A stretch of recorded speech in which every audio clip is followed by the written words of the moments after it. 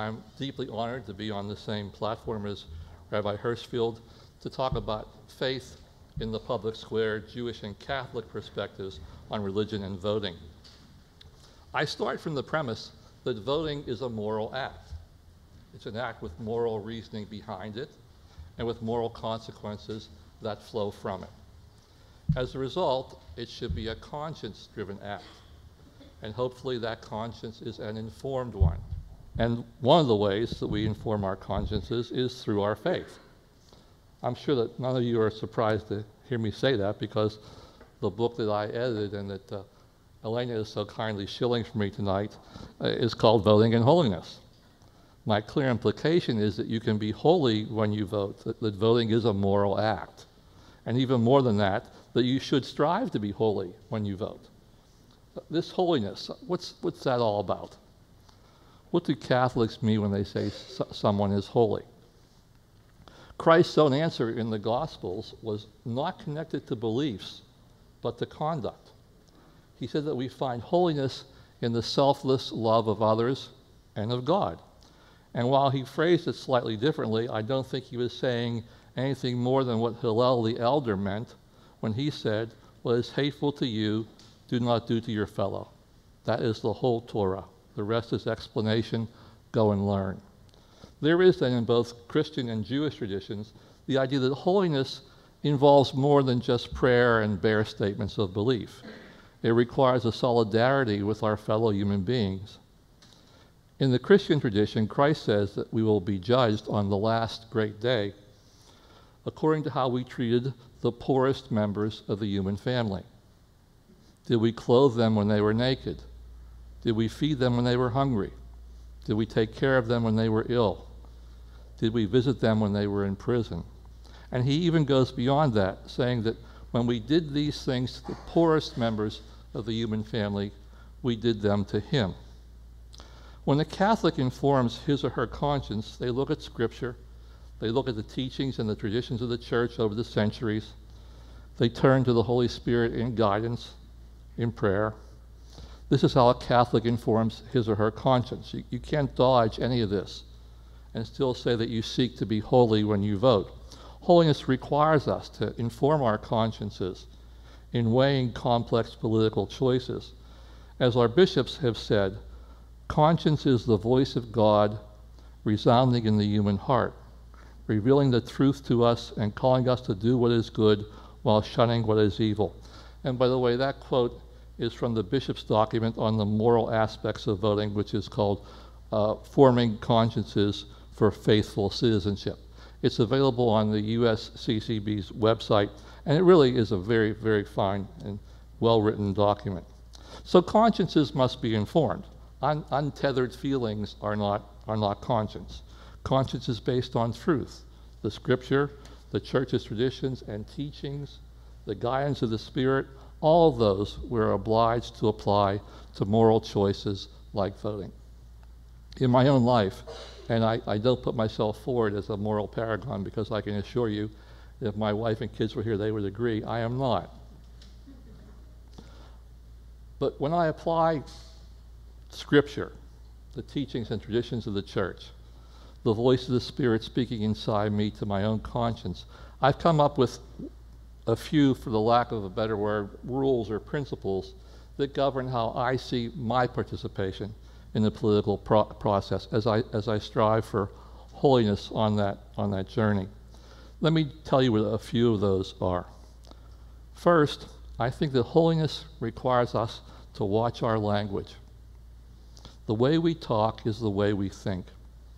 In the political process, holiness does not allow us to demonize those candidates that we do not like, those people on the other side of a political issue with whom we disagree. Holiness should lead us to question the tactics of condemnatory labels that are used in the political process to get votes. Many labels are particularly troubling, but let me just use one as an example, one that unfortunately we hear a lot of. I don't know anyone who belongs to the party of death. The party of death. I don't know anybody that belongs to that party. Okay? That is to say, somebody who honestly, as a matter of political choice, prefers death to life, who joins a political party because that party sees death as a social good to be pursued. It's an ugly phrase, and it should only be used where it applies, which is going to be never. That doesn't mean that we're not allowed to, as Pope John Paul II did in his encyclical, The Gospel of Life, it doesn't mean that we're not allowed to criticize a modern day culture of death. I mean, that kind of criticism is appropriate. But on the list of life issues, like abortion, racial discrimination, contraception, embryonic cell research, euthanasia, capital punishment, unjust war, divorce, lack of chastity, lack of marital fidelity, no one political party has it all right, and no one has it all wrong, and neither one should be demonized. It may be difficult for faithful Catholics to accept that some people do not agree with all of our church's teachings on the life issues. But the people who disagree with us are not, simply because of that fact, supporters of death, and demonizing them is not holiness. The use of these inexact and deprecating terms coarsens the political dialogue and creates situations in which some people think it's acceptable to do things like bring guns to political rallies, or even kill those who disagree with them because, after all, they are supporters of death. Jesus would weep. He specifically said, God sent his Son into the world not to condemn the world, but that through him the world might be saved. Second, holiness does not seek to control others, to take away their free will or their rights of conscience. We can seek to persuade people who disagree with us, to convince them that our view might be the right one, but holiness does not disrespect the religious and civil liberties of others. And perhaps as a philosophical proposition, it might be true, as was said before the Vatican Council, that error has no rights. But rights inhere in people, not in propositions. And people are never abstract. People who we think are in error have rights. Rights that Catholics, especially Catholics who are seeking to be holy in the political process, cannot ignore. In doubt, we bring faith, not coercion. And we bring faith primarily by example, by our respect for those who disagree with us, who do not share our faith, our values, or our conclusions. As the Archbishop of Philadelphia wrote, truth can only be proposed. It cannot be imposed without violating the sanctity of the individual person and subverting the truth itself. This is perhaps the classic dilemma for U.S. Catholics. We are committed to religious principles that we hold to be absolute truths. But we are also committed to our Constitution, which not only guarantees our freedom to hold and practice those beliefs, but guarantees to others the right to disagree with those beliefs. Thirdly, because complex political questions do not always have readily apparent answers, holiness does not use the Church as a political question and answer machine. When his audience tried to trick Jesus into a political debate about Roman power, he, knowing that there was no good answer, refused to offer a specific response. Instead, he said, render to Caesar what is Caesar's, and to God what is God's. That's a really good lesson. When the Church has made openly partisan political choices in the recent past, that is, when the Church has acted more like Caesar than like Christ, it is just as often been wrong as it has been right. And the consequences have led us away from holiness, away from seeing the Lord as he said to in the faces of the naked, the hungry, the poor, the prisoner. The Church has to preach, even when that preaching has a political aspect to it, as many moral issues do today. But in holiness, when our sacred pastors speak to the morality of an issue, they should not choose political sides. They should not dictate political strategies. The Church has to leave the political answer, the how of solving political problems, even when those political problems have a moral component, has to leave that to the informed consciences of the laity and to the prudential judgments of the laity. Political strategy is not a question of holiness. or even of faith. It's a question of effective political means, not simply political ends. And here the church ought not to speak in political specifics or align itself with one political party. It follows then that the church cannot legally or morally tell us which candidates to vote for or against. Those of you who have read Faithful Citizenship, the U.S. Bishop's Guide to Catholic Participation in the Political Process, might say, well, hold on there, Dr. Carardi.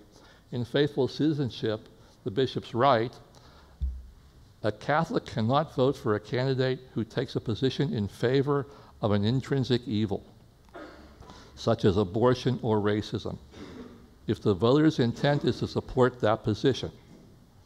In such cases, the bishop wrote, a Catholic will be guilty of formal cooperation in grave evil. Now, if you accept the premise that a candidate takes a position in favor of outright evil, and that the only reason that the Catholic voter chooses that candidate is in order to advance that evil, then the bishop's conclusion follows. The Catholic voter has done something terribly wrong. But how likely is that prospect that a voter chooses a candidate for one reason only, and that reason is an evil one? Normally, the basis on which we choose one candidate over another is multifaceted, just as life is multifaceted. We weigh the candidates against each other, evaluating their character as well as their stances on particular issues, agreeing with some of the candidates' positions, perhaps not agreeing on others, but preferring one candidate over another after weighing complex alternatives. This all requires prudential judgment, and that is the territory of an informed conscience, and not hierarchical dictate or even hierarchical suggestion. In 1969, in a commentary on Gaudium et Spes, which is the Vatican Council document that explains how an informed conscience works, a young German theologian wrote, above the Pope, as an expression of the binding claim of church authority, stands our own conscience, which has to be obeyed first of all, if need be, against the demands of church authority. The name of that young German theologian was Joseph Ratzinger. So to summarize, holiness does not let us demonize those folks on the other side of the political divide, those folks with whom we disagree. It does not let itself become a tool used to control others. It does not make our church into a political answer machine, nor does it lead us to think that there are easy and readily apparent answers to complex political issues. Lately, this process for Catholics has been made a bit dodgier by the entrance of the American Catholic bishops onto the political stage, some of them, I must admit, rather heavy-handedly in the last few presidential elections. I'm not sure that you are all aware of what are sometimes called the wafer wars or the communion watch of some bishops, those who hold that Catholic public officials who take certain positions on the life issues may not receive Holy Communion because they're not in good standing with the church. This, of course, is a subtle way of endorsing that politician's opponent without specifically saying so.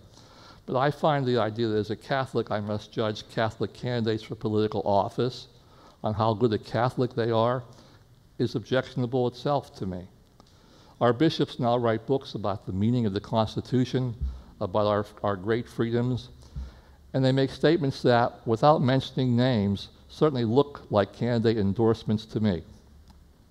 While I know that they have a right as citizens to be politically active, I truly wish they would not be, even if they were to support my own point of view. I think that preachers in politics is a bad mix. I'm not saying faith in politics. I think that's a good mix. But I think preachers in politics throughout history have gotten us into a pile of trouble. So by all means, bring your informed faith, your informed conscience with you into the voting booth, because it belongs there. Thank you. I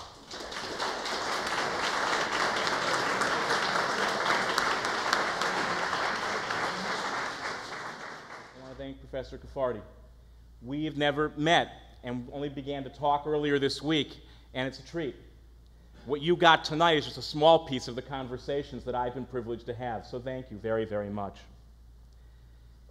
I also have to say that I simultaneously deeply agree with you and also really disagree with you. And I know that's so incredibly Jewish. But it's also true. So let me start by explaining what that is. And no, there's no scorecard. We go, yeah, he gets a 10 on this and a 6 on that. It's not like that. But I want to start by sharing what for me is my most fundamental belief about religion and politics, and one with which happily I think we do agree, which is that for me, I think for us, God absolutely belongs in the voting booth. And I think it's really critical that we understand that it may not be true for all people. I don't want to insist that all people should bring faith with them when they go to vote. Many people don't have a faith, and that's fine too. But for many people of faith, to imagine divorcing that faith from one of the most important things any of us can do as citizens, by voting, is really unsound. So I want to be clear. God belongs in the voting booth for any person who wants her or him there. And it is absolutely critical that even for the most ardent secularists among us, we defend that right. Because in fact, that right is the right all of us want when we vote, which is to bring our most deeply held beliefs or disbeliefs and allow them to inform the choices we make about the governance of our nation. Now here's the challenge. If God is going to go into the voting booth with us, it's going to get very crowded in there. And so part of what we have to do is figure out what is a kind of ethic that allows people to bring their faith with them into that voting booth. I should also be very clear. When I talk about God entering the voting booth, it is a particularly uncomfortable premise for a disproportionately large number of Jews, with good reason. If one looks even briefly at the last 2,000 years of Jewish experience, the track record of the marriage of faith and politics has been particularly unkind to Jews. And so there is almost a knee-jerk reaction against it. But like most knee-jerk reactions, they tend to be animated more by fear of the past than a vision of the future. If we really are animated by a vision of the future, one which wants as many people to participate as fully as possible with all of who they are, then actually this is something that all of us should be able to agree on. But in that crowded voting booth, between a voter and the machine and God's presence, how do we manage not to crowd out the richness and the complexity which is so central to every tradition that every faithful person carries with them? And also, how do we manage to do it without crowding out the richness and the complexity we need to address the biggest political issues facing this nation?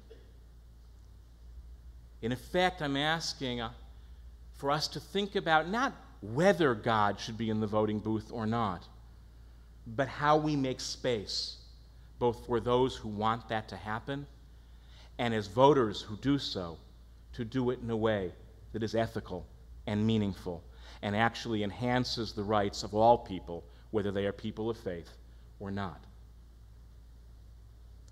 How do we manage not to crowd out either our spiritual and religious passions on the one hand, or the intellectual suppleness we need to carry with us as we take responsibility for these big decisions?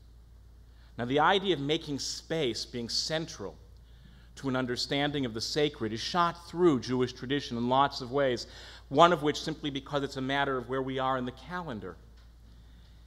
In the ancient rabbinic tradition, the rabbis try and imagine in the 3rd and 4th century, by then hundreds of years removed from the temple in Jerusalem, the temple that had been the center of Jewish life and the temple in which Jesus preached and turned over some tables when the time called for it. And they asked, how did that temple, that one physical space, make room for hundreds of thousands of pilgrims who would go to the temple to worship on the central Jewish holidays, the biggest of which being the Feast of Booths, Sukkot, which begins Sunday night? How did all those people fit in there, the rabbis asked.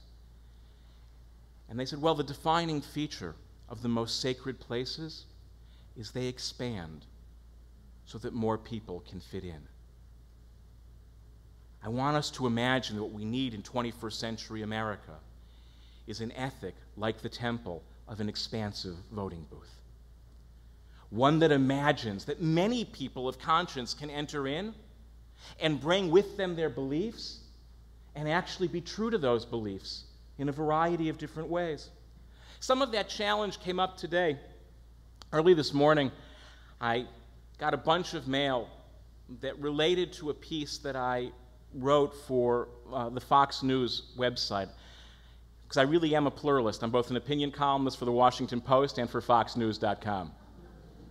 And the amazing thing is I do not say one thing to one audience and the other to the other audience. That would make me something other than a pluralist. It's another word that begins with a P and has to do with exchanging something for money, but we won't go there. The challenge in each case is to speak meaningfully to the audience and invite them to stretch their thinking. And I wrote a piece talking about atonement and the Day of Atonement, Yom Kippur, which concluded last night. A reader wrote to me, and I can't go through all the comments that appear on the site, but when they break through to my personal email, they get my attention. And even there, I can't answer all of them, but this one was so passionate and so heartfelt that I read through it. It was also quite long.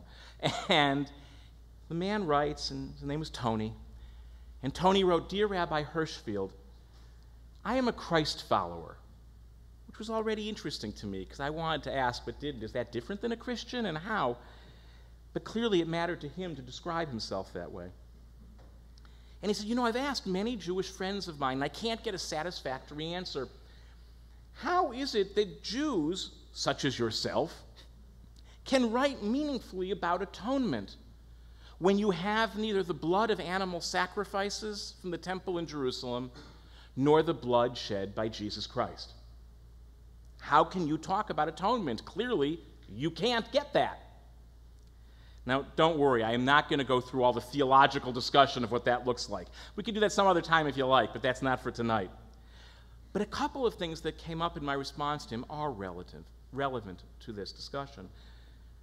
The first was that I wanted to remind Tony, as he quoted some scripture to me, that scripture, by the way, doesn't matter which scripture. All scriptures, if they've been around the world for thousands of years, as most of them have, Jewish scriptures, Christian scriptures, Catholic scriptures, Muslim scriptures, Buddhist scriptures, if they've been around that long, I promise you, they say many different things, some of which, believe it or not, don't even agree with each other. And how different communities balance and coordinate those differences is always a very complicated thing. And the challenge, as I wrote to Tony, was not to identify the apparent inconsistencies in someone else's balancing process within their tradition.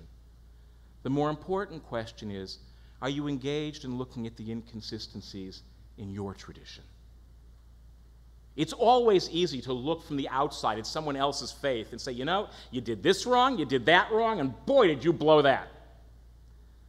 Much harder and much more meaningful to look into your own community and ask, I wonder where we didn't get it quite right. I wonder where there are inconsistencies which we have to identify for ourselves in order to do better. And then I invited Tony to try very hard, and I know this is difficult. In many ways, I was talking to myself, but writing to him. I invited him to try very hard not to confuse the reading of the tradition he loved most with the only authentic one. We do that a lot. We assume I love this way of being, fill in the blank, Jewish, Christian, Catholic, Muslim, therefore it's the only way to be, fill in the blank, Jewish, Christian, Catholic, Muslim. By the way, Democrat, Republican, Libertarian, liberal, conservative. It's the same process. It's actually not a function of religion. It's a function of confusing that which we most love with that which is uniquely and exclusively authentic. In fact, what I wanted him to imagine was that the category of what is authentic is always bigger than what we as individuals love. By the way, a very basic example. How many people in this room have children who they love? Right? You can actually raise your hand. It's okay. And you're not being taped. So if you didn't raise your hand, your kids won't know.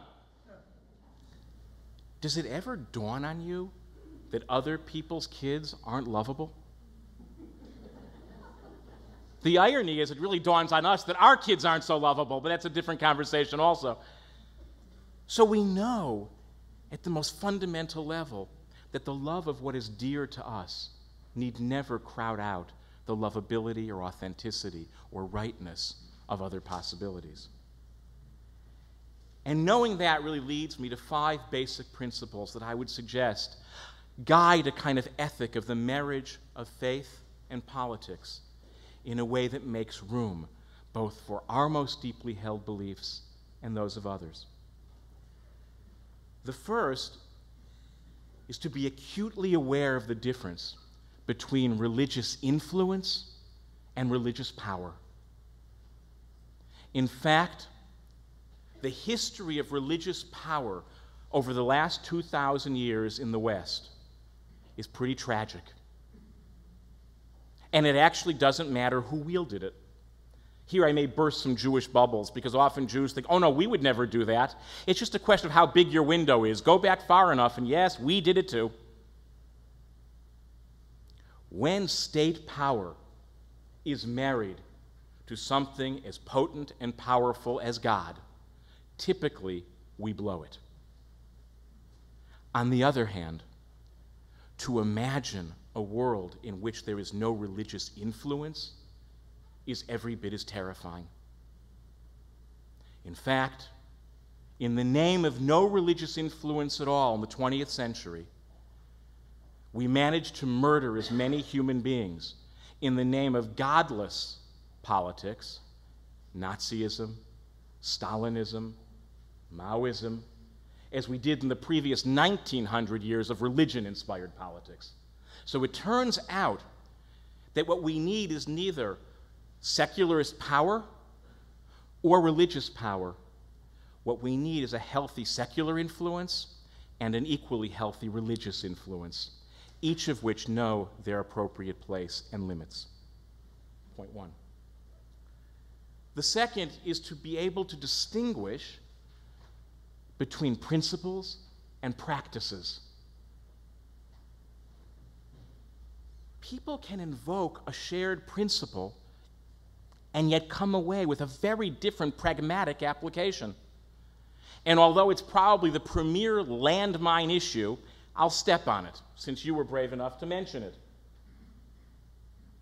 And that's abortion. It's actually why we are poorly served by language of pro-life and anti-life, and truthfully even pro-choice and anti-choice in its way. Because the truth is, if you talk seriously with proponents of either side, at some deep level, they both feel deeply committed to the sanctity of life. They may define it differently, they may understand it differently, they may apply it differently. But it's a perfect example where a shared principle translates into a radically different practice. And if you think it happens there, it happens everywhere. Why we should go to war, who we should tax, and everything else. Now, it's okay. We're going to have real differences of opinion about public policy and political practice. But that doesn't mean we necessarily disagree about the animating principles. And the truth is, when that happens, when we ramp up way past the difference in practice to a difference in principle, it's amazing how easy it is to denigrate in precisely the way you've invited us not to. Third point. Can we really see the wisdom of the side with which we most disagree? Can we really see that, as I would say, God has never made a human so smart as to be 100% right, or so profoundly stupid as to be 100% wrong? That even among those with whom we disagree most profoundly, there is a partial truth to be learned. There is a wisdom to be discovered. You want classical footnotes, I can give them to you in Hebrew and Aramaic and even some in Greek from now until tomorrow. Not now. With one exception. When the rabbis of the Talmud, roughly a text from the 5th century, begin to ask, what does it mean to be enlightened? The example is that to join the Academy of the Enlightened, one must be able to argue 49 different ways in which a ritually impure object is in fact pure. And conversely, the lawyers love this, to argue that 49 different ways in which a ritually pure object is in fact impure. And that is not simply an intellectual game, because ultimately the rabbis in that academy did have to make real decisions, just as we as voters have to make real decisions, just as elected officials have to make real decisions. But it's amazing. After you have understood the deep wisdom about the position you then go out to lobby against, you lobby differently.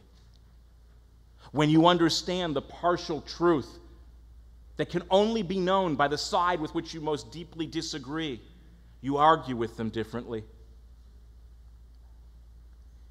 When you appreciate that, yes, real decisions have to be made, but there are very few circumstances, as those ancient rabbis understood, in which with a little openness of mind and heart, you could actually make the case for the side with which you most disagree.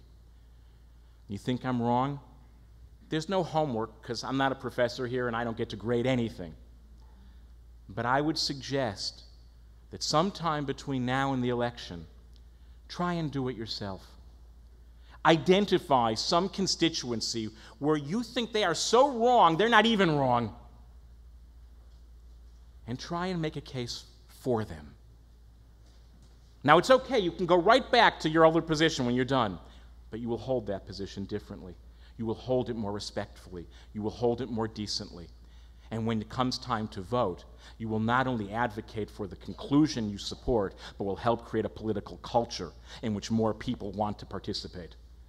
And by the way, it is not an accident that people between 18 and 40 are running away from participation in our politics.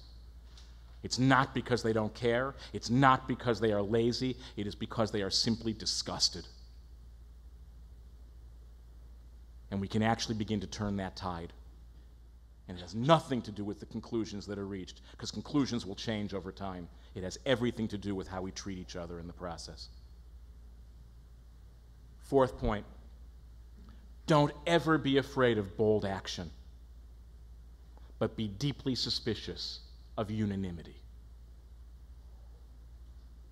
The best model I know for this is the ancient rabbinic courts, which when the rabbis imagined what it would be like to put someone to death, and I say imagined because when we have the records, they were no longer allowed to execute anybody. And in the end, they say no one should ever be executed. But when they think about what it would be like to do it if they were going to, unlike most contemporary legal systems, the only court which they agree can never put someone to death is one in which the court is unanimous about the guilt of the convicted. We run to unanimity in contemporary culture, assuming that if we all agree, we must be right, or God must be on our side. The rabbis insisted that if that many wise people all looked at something as complex as a life or death decision and all saw it the same way, by definition, they were missing something. And perhaps most profoundly, because they did take strong action, right? Majority vote, the lower court that could impose a death sentence was a court of 23. So let's say 10 to 13 they vote. If it's a 10 to 13 vote, the guy dies that day. But here's the really interesting part, because whether it's unanimous or 10 to 13, the dead guy's equally dead, so he doesn't care anymore. But now imagine you're one of those judges. And you walk into court the next day, and it was 10-13, and the convicted is now dead. The 13 who voted in favor of the death penalty look at their 10 colleagues and go, they're naive fools. The 10 who voted against the death penalty look at their 13 colleagues and they see murderers. And yet there they are together the next day. Imagine being utterly convinced that those you most oppose have actually participated in murder and then pledging to come back and talk to them the next day. That's how you create a durable political legal culture. And the fifth and final point is celebrate surprise, which is a very nice way of saying that if your religious convictions always end up confirming what you believe politically, and your politics always seem to be in complete agreement with the teachings of your tradition that you hold most dear, let me be very brutally honest. You ain't listening to God. You're listening to yourself and dressing it up with ancient footnotes. In fact, if there is not an occasional surprise in which you go, wow, it's possible to think that and be this, whether it's because you're so deeply conservative you can't imagine an authentic liberal position being genuinely religious, or the reverse. You are so profoundly liberal you cannot imagine that a conservative position could really be grounded in the tradition. When you get to that place, and surprise is a part of your political religious thinking, when you actually find out, my God, literally, my God, the tradition I love says things I don't love. That's how you'll know that you are actually following a tradition bigger than you, a God bigger than you, more than ancient footnotes for contemporary public policy. So I guess what those five all add up to is a passionate plea that no one should ever leave out who they most deeply are, from the most ardently secular to the most passionately religious, from the most profoundly conservative to the most radically liberal. No one should have to leave out who they most deeply are. In fact, all of that should come with us into that voting booth. But when it comes down to the really big decisions, let us also remember always that on the really big things, we are all finite beings trying to pursue an infinite goal. And the likelihood that any one way gets it all right is pretty low. The nice part is that actually, and this is a statement of faith, that the aggregate of finite beings in all of their finitude working together can actually achieve that infinite goal. Thank you.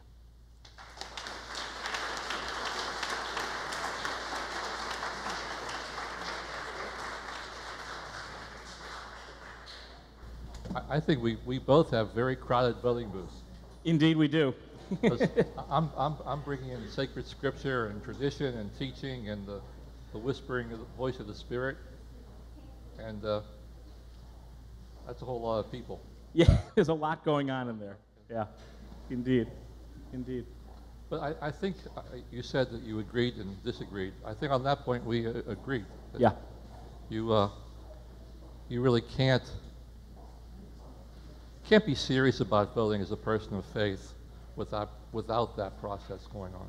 No, I think that's right. I think that, again, well, let me go back. I think you can be. I think there are people of faith whose faith does not do for them what ours does for us. And I want to respect that. I think there are people who understand pursuing faith as being the pursuit of governing certain parts of their life, but not all of their lives. For me, and for many people I know, and I think what I hear you describing, is that faith, again, doesn't control, but will inform every part of all of our human pursuits. And so I respect that for some people, faith is irrelevant. I respect that for other people, faith belongs in forming some questions and not all. But what I don't want to do is ever find us in a position where we say to people, however deeply you believe this, you dare not let it inform this part of your life. It seems to me that that is actually doing to people of faith precisely what people of faith did to others. And I get it. We had a bunch of years, arguably about 17 centuries, that could all be summed up as, let's go kill people for God. They didn't share our views, so we'll kill them. And then modernity comes and says, that's sick. Here's what we'll do. Let's kill God for people. Yes. And they said, if we just get rid of God, everything will be fine. And as I said, the results were about the same in a shorter period of time. So maybe now the challenge really is, how much room can you make in the voting booth? And how many different people can be invited to bring all of who they are and all that they believe with them into that space? One of the fears I have, though, is that there are at least some among us, and I'm not trying to demonize anybody, who would like to see, I sense it in the political discourse I'm hearing, they would like to see faith control politics. And that troubles me. It troubles me. It's a person of faith that troubles me. Because what I see is the manipulation of faith and not really faith. Huh? So what do you say to that person? I think you're right. We both see this. We agree. There are people who are going to leap right past our arguments about religious influence to religious power and say, look, that's what it should end up like. God wills it. We're going to make it happen. And the rest of them be damned. What do you say to that person? Because in my experience, saying, oh, no, you shouldn't think that, doesn't work. Those are very difficult people to convince. And you know, I was thinking that you should be teaching in law school when you said, you know, put yourself in the shoes of the opposition. I mean, that's what every trial lawyer tries to do, yeah. Huh? Whenever you try a case. And I tell our students, you know, that you're going to be reading hundreds and hundreds of cases in your law school career. And the reason there are all these many cases is because intelligent people saw the same facts and came to two different conclusions. So put yourself in their shoes. I must admit, there are some shoes I find it very difficult to put myself in. So I appreciate that, although I have been either praised or accused, depends on which precincts, of putting myself in some rather ugly shoes. I guess for me, the response is, and it's interesting, Nick, you said it, they're very hard to convince. I think I stopped trying to convince them. I don't see that as the job. What in fact I think is possible to do with them is to promise them that they don't need to change their conclusion. But if they would be willing to try and carry that conclusion, having entertained the partial truth of the other side, they're able to do it. What I see hanging things up is people jumping from, that's a bad idea, to I've got to fix you. Yes. As opposed to, that's a terrible idea. Can I get you to inhabit it a little more humbly, a little more gently? And so that I think is doable. I think what we would have to do is give up on the aspiration that many of those with whom we disagree are going to be changed. Yeah. Ironically, since they so rarely have that experience, they actually can be changed, but even if they can't, they inhabit those views differently. And if you asked and said, well, yes, but what if they really came to try and kill you in the name of those ideas? So I would be honest, I'm not a pacifist, I'd say rise up and kill them first. But short of that, I want them to wear my shoes, at least a little bit, and I'm willing to wear theirs, at least a little bit. And see, that's what I'm afraid is missing today in the current intersection of faith and politics. Certainly I'm seeing that in Catholicism. I'm seeing people saying, if you hold that position, you cannot be a good Catholic. And again, I guess my response, it's easy, I'm not Catholic, would be to say, you know, you may be right. You may be right. By the way, I do it Jewish all the time. You're right, I may be a lousy Jew. I get it. Believe me, I have teachers, I'm still quite observant, but I was trained in traditional Orthodox academies, and I think most of the rabbis who signed my ordination would like to, they wished it was disappearing ink. So I appreciate that. I'm willing to, you may be right. What I want to invite people to do is to imagine that, in fact, they may be right about the conclusion that if you hold a certain view, you can't be a good Catholic, you can't be a good Jew. As they hold that belief, I just want them to take 10% of the energy they give to the issue to imagine that maybe you could. And when 10% of that belief is inhabited by the other side, the total package of 100% changes unbelievably. I'm thinking about something that I said earlier, and I'm wondering if I maybe should have used different words when I say I don't think you can convince those people, because maybe even convincing them is the wrong goal, isn't it? Yeah. I mean, I think that, look, it's easy. No one's got a gun pointed at us over this issue. Yeah. And so I want to be very honest. I think there are times when we leap past convincing, we will fight about these things. But I know we fight far too fast, and we fight about things that we don't need to be fighting about. What I think we actually need to do is work really hard to secure the rights, especially of those with whom we disagree, which gives us the grounding to then invite them to at least imagine the authenticity of our position. I just think that at the end of the day, if you want to be someone else's teacher, you've got to start by being their student. No, I agree that you need to try and see things the way other folks see them if you're going to have a, not convince them, but even have a meaningful dialogue with them. Huh? Yeah. I think that happens more easily in the Jewish tradition than it does in the Catholic tradition, only because we have authority figures, and you don't. No, certainly rabbis are not the authority figures. I can say that quite honestly.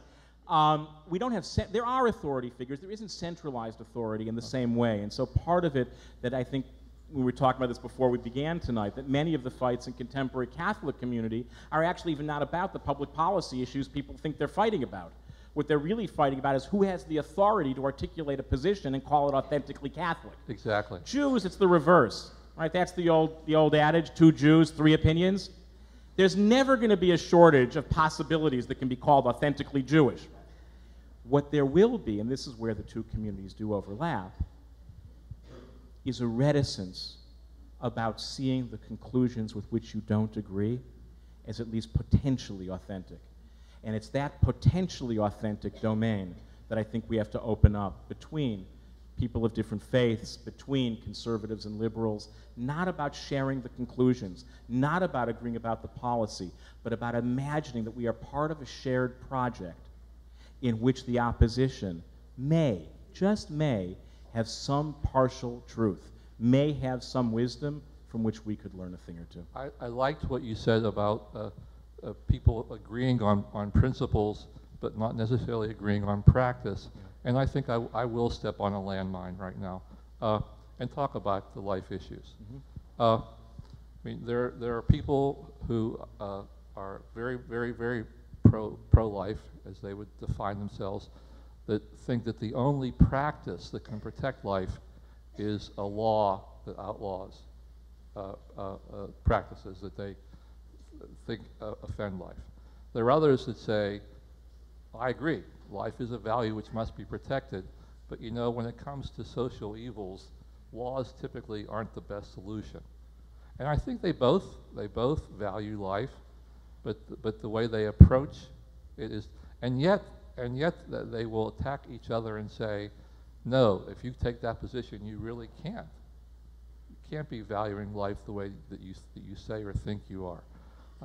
How in the world do you get past that?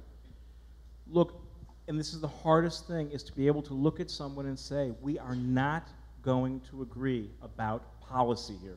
It's not going to happen. But here is what I see in you that I can respect. Here is where I am willing to say, I see a profound commitment to life. I don't agree with you about how it's interpreted, but what I am not going to do is confuse the public policy or legal conclusion you have reached with the full content of your soul or your mind. And that's one of the things that actually people of faith can agree on. If we actually believe that soul, that mind is an infinite gift of an infinite creator, then how could it be fully defined by one conclusion about one matter of law? Well, it can't. Right. And that's But I think people don't hear that because both sides want to jump to the conclusion because they so passionately hold it. If they could step back and wait, that particular conclusion is simply a token, is simply evidence of some larger belief system. And that person over there who I think is a profound idiot, they're actually every bit as sacred in my system as I am. And so I'm going to have to figure out how to treat them accordingly. And what I find so amazingly troubling is how people inside the same faith tradition fail to do that with each other. Oh, we do it more in the same faith tradition, because over there I'm like, I don't really care so much about them. They don't affect me really, but you're a member of my family. By the way, it's an important thing to raise, and everyone here knows it. Which are the worst fights? Now, every time you get into a fight about politics and it turns really ugly, remember, it's only ugly because you care that much about the person you're fighting with. If they were strangers about whom you didn't care, you'd walk away, because who needs the heartache? We fight precisely because we care, and we've got to remember that. Let's see. Is abstaining, not voting, a choice, a moral choice? Well, I read it, so you get to answer it first. Okay. I think it is. I mean, I think that somebody could say, I disagree with this candidate so much because of these principles which I hold dear, but I also disagree with that candidate's opponent on principles that are just as dear, and that the only ethical thing I can do is, in fact, not vote. I think that's an ethical choice. It's certainly a choice, and I tend to agree, though I say it with a heavy heart, that I think it can be a moral choice, though if we're going to be completely candid, I have said on more than one occasion over the last months that there is a piece of me that is very grateful that I live in a state where my vote doesn't matter. And I really wrestle with that, because I don't know that I think, for me, it's a moral choice. But I do understand that walking away from the system actually is, in its own right, a voice, and is a choice. What I would say is, if you're going to abstain, don't abstain silently. Tell people why you're abstaining. You can cast a vote without going into the voting booth, but that requires some work. It requires saying, I'm not voting for either, and here's why. Well, let's say, how can you deal with a religious zealot who is so convinced that their ideals are the only ones that must be followed? Okay, so, and I know a little bit about this because I spent a number of years of my life as a religious zealot.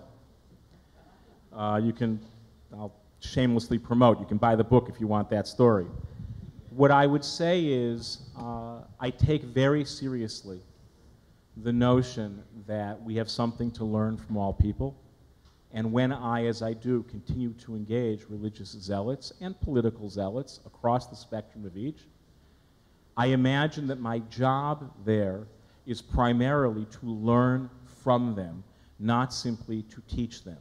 And I pursue that up till the very point when I believe my life is in immediate danger. And then at that point, I would kill them. But I want to be very clear, I'm not joking about either. Right now, what we do in America is we pretend our lives are in danger when they're not and slaughter each other over it. And that's shameful. When I talk about life in danger, I mean literally, gun to the head, yes. No other choice. And short of that, we actually have to learn from each other. That's the only thing we got. Yes. I couldn't have answered that better myself. I've never been in a situation as you've been in. Been there on both sides. Yes. But when you are dealing with religious zealots, first of all, you do have to, unless of course they are threatening your life, I think your advice, try and see things their way, try and carry on some kind of meaningful conversation with them. But again, with zealots, you get to an exhaustion point pretty quickly. Oh yeah, I want to be clear. No one has to do it endlessly, because it does. It really tires your soul. What I would say is, no one has to do it always, but everyone sitting in this room could imagine doing it 10% more. Here's what the advice would be. Forget the zealots, we're so far away, they just make you nauseous. I want you, if you're sitting in this room, to imagine the zealot next door. Imagine the person who isn't a threat, but they annoy you. And now imagine that part of the mandate in our contemporary culture is for all of us to reach about 10% past our comfort zone. Not to the death zone, and not even to the physical danger zone, and not even to the death threat zone, just to the zone of annoyance. And learn from that person. American religion is actually quite unique in the world. We are remarkably religious when compared to most of the Western world, and we are remarkably free in our applications and definitions when compared with most of the religious world. And that has been a remarkably productive combination for us. What I would say to people who use the bully pulpit as bullies is not to shy away from passionately held or delivered positions, but to take a lesson from history. It is precisely those religious communities that were able to make room for a variance of opinion, not for all opinion, but at least for a variance of opinion that actually lasted through the centuries and the millennia. And so it turns out that allowing your synagogue, your church, your mosque, whatever, to be home to people beyond those who share your politics is actually a gift that religious leaders give not only to America, but to their own religious institution. So they're not just serving well the American body politic, they're actually serving well their church or their synagogue or their mosque. If nothing else, it really is in their own self-interest. Right. Self-interest is a beautiful thing. Thank you very much. Thank you. We would be pleased to send a complimentary DVD of this program to anyone who wishes to support Shalom TV with a tax-deductible gift of $36, double chai or more, to the nonprofit organization Jewish Education in Media. Simply visit the Shalom TV website homepage and click on the Donate button to make a donation by PayPal or your credit card. And please indicate the program for which you would like a DVD. Or you can send your tax-deductible check made out to GEM. To GEM, Post Office Box 180, Riverdale Station, Bronx, New York, 10471. And again, please remember to indicate which program you would like to receive on DVD with our compliments. And we thank you for your kind support.